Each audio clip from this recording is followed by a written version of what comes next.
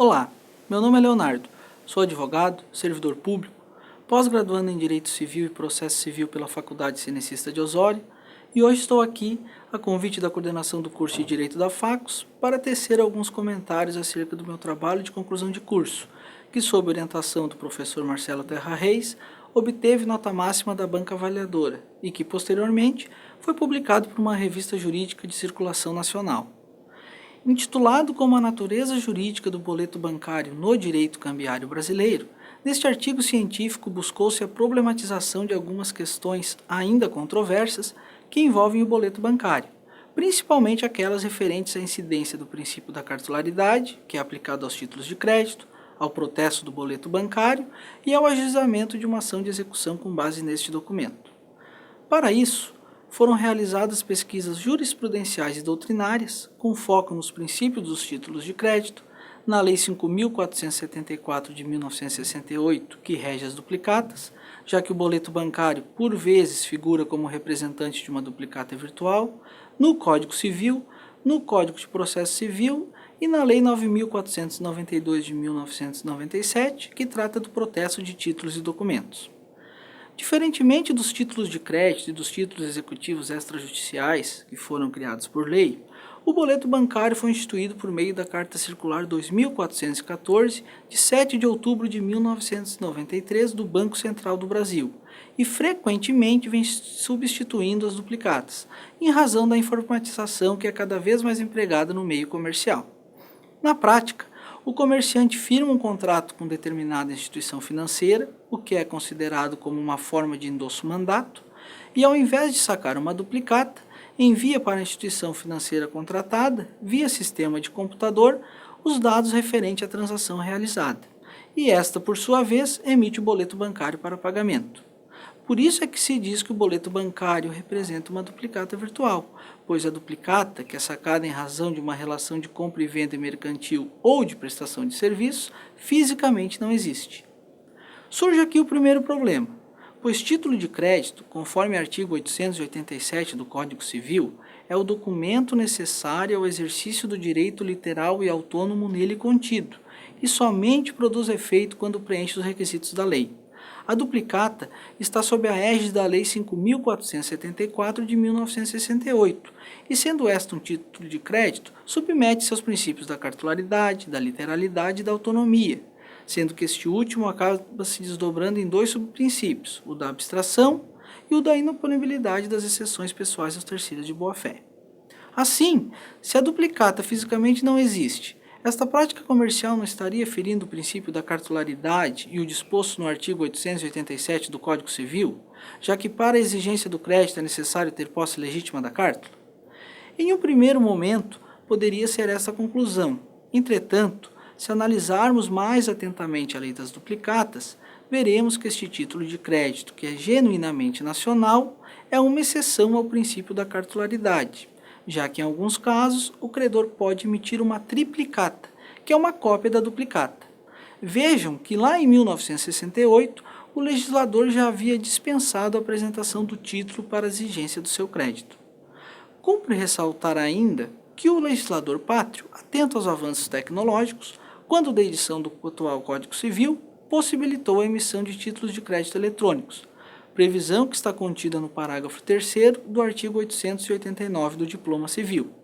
Deste modo, salvo melhor juízo, não há qualquer óbice quanto à emissão do boleto bancário em representação a uma duplicata, já que existe previsão expressa em lei para a emissão de títulos de crédito criados por caracteres de computador ou outro meio técnico equivalente. Já para a realização do protesto do boleto bancário, quando este estiver representando uma duplicata virtual, certos requisitos devem ser obedecidos, mas ainda assim existem divergências quanto à possibilidade de sua efetivação. Vale lembrar que nestes casos o protesto é feito por indicação e a lei das duplicatas, em seu artigo 13, parágrafo 1º, reza que o protesto por indicação só pode ser tirado quando o sacado retém o título de crédito. Nos demais casos, como na recusa injustificada do aceite ou na ocorrência de extravio do título, deve ser apresentada a duplicata ou a triplicata para a realização do protesto cambial. Surge aqui algumas divergências, pois com a desmaterialização da duplicata, esta via de regra não é enviada para aceite do sacado, o que em tese obstaria a tiragem do protesto por indicação, já que a instituição financeira envia somente o boleto bancário para pagamento, não havendo, portanto, a retenção do título. Mas, a contrário senso, o parágrafo único do artigo 8º da Lei 9.492 de 1997 dispõe sobre a possibilidade da realização do protesto por indicação de duplicatas virtuais, gerando um conflito entre essas duas normas. Assim, em que pese o formalismo do direito cambiário, com base no parágrafo único do artigo 8º da Lei 9.492 de 1997, tem-se admitido a realização do protesto por indicação de duplicata emitida eletronicamente, mitigando-se, de certa forma, a aplicabilidade do princípio da cartularidade nas práticas comerciais em razão da informatização utilizada neste meio. Contudo, para que o protesto seja levado a efeito, a instituição financeira cobradora deve estar munida do comprovante de entrega das mercadorias ou da prestação de serviços, já que nestes casos não há que se falar em retenção do título ou em recusa de aceite, pois caso contrário, a instituição financeira responderá solidariamente pelos danos causados ao sacado, porque mostrou-se negligente ao levar para protesto um título sem as mínimas condições de exigibilidade. Deve-se ressaltar que a possibilidade de a realização do protesto do boleto bancário como representante de duplicata virtual não é matéria pacificada, já que existem entendimentos contrários à sua viabilidade,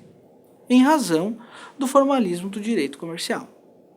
Com relação ao ajuizamento da ação de execução com base no boleto bancário, dos tribunais pesquisados, somente algumas câmaras do Tribunal Catarinense são contrárias à sua proposição.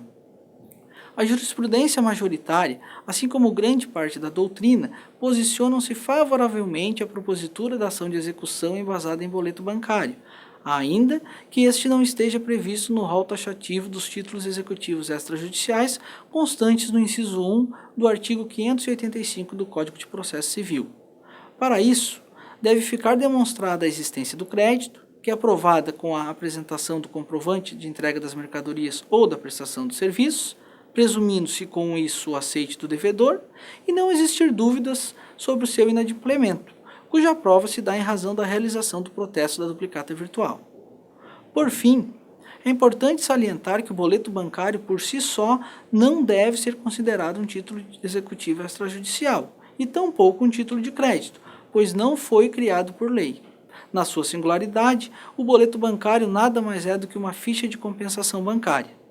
Resumidamente, foram estas as questões abordadas no meu trabalho de conclusão de curso, que está disponível para consulta na biblioteca da Facos. Quero agradecer o convite e parabenizar o curso de Direito da instituição pela iniciativa de disponibilizar um canal de comunicação que estimula ainda mais o debate acadêmico. Obrigado.